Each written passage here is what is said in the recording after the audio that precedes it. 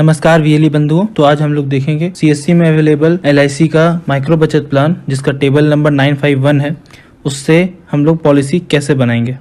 तो सबसे पहले हम लोग गूगल में डिजिटल सेवा पोर्टल ओपन कर लेते हैं। उसके बाद अपना सीएससी आईडी और पासवर्ड डालकर लॉगिन कर लेंगे। लॉगिन हो जाने के बाद इंश्योरेंस टैब पे क्लिक करेंगे, फिर लाइफ इंश्योरेंस में क्लिक करेंगे।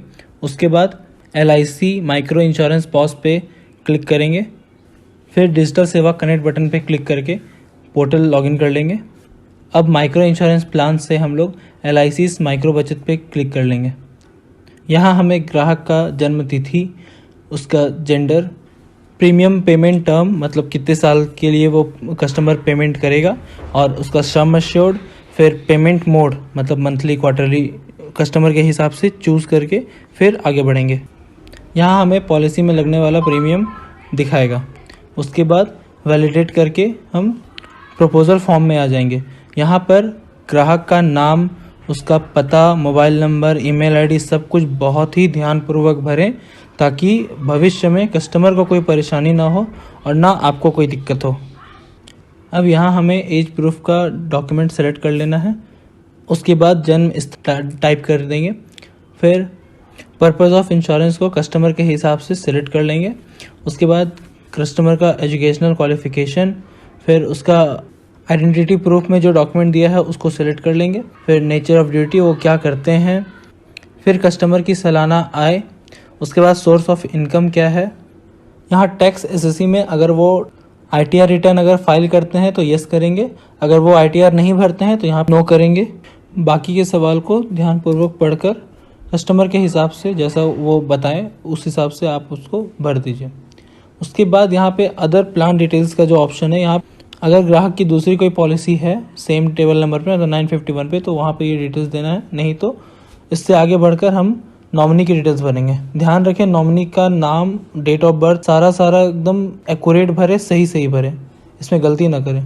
अब यहाँ पूछा जा रहा है कि इससे पहले कोई पॉलिसी रिजेक्ट की गई है, अगर की गई है तो उसको यस करेंगे, अगर नहीं तो फिर उसको नो करेंगे। अब आते हैं हेल्थ डिटेल्स में। यहाँ पर सबसे पहले कस्टमर का हाइट भरेंगे सेंटीमीटर में, उसके बाद कस्टमर का वेट भरेंगे केजीज़ में, फिर उसका जो गुड हेल्थ है या नहीं है यस और नो करके। देन ये यहाँ पर जितने सारे हेल्थ के क्वेश्चंस हैं इसे आप कस्टमर को बताकर उनसे पूछकर कि क्या वो अल्कोहल ड्रिंक करते हैं या सिगरेट वगैरह पीते हैं या नहीं पीते हैं, जो भी है वो उनसे पूछकर और उसके बाद ही सही भरें। अगर गलत भरने से बाद में क्लेम में दिक्कत आ सकती है, जिसकी वजह से कस्टमर को दिक्कत हो सकता है।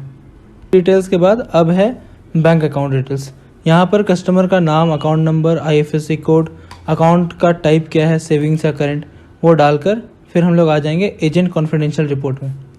इसमें यहाँ पर आप अपना नाम भरेंगे, उसके बाद अपना एज डालेंगे, फिर ऑक्यूपेशन डालेंगे, आप क्या करते हैं, आपकी इनकम, और उसके बाद स्टेट ऑफ हेल्थ मतलब आपका स्वास्थ्य कैसा है। उसके बाद जो एलए टाइम पीरियड है यहाँ पर ये डालेंगे कि आप उस कस्टमर को कितने दिनों से जान रहे हैं, ठीक है।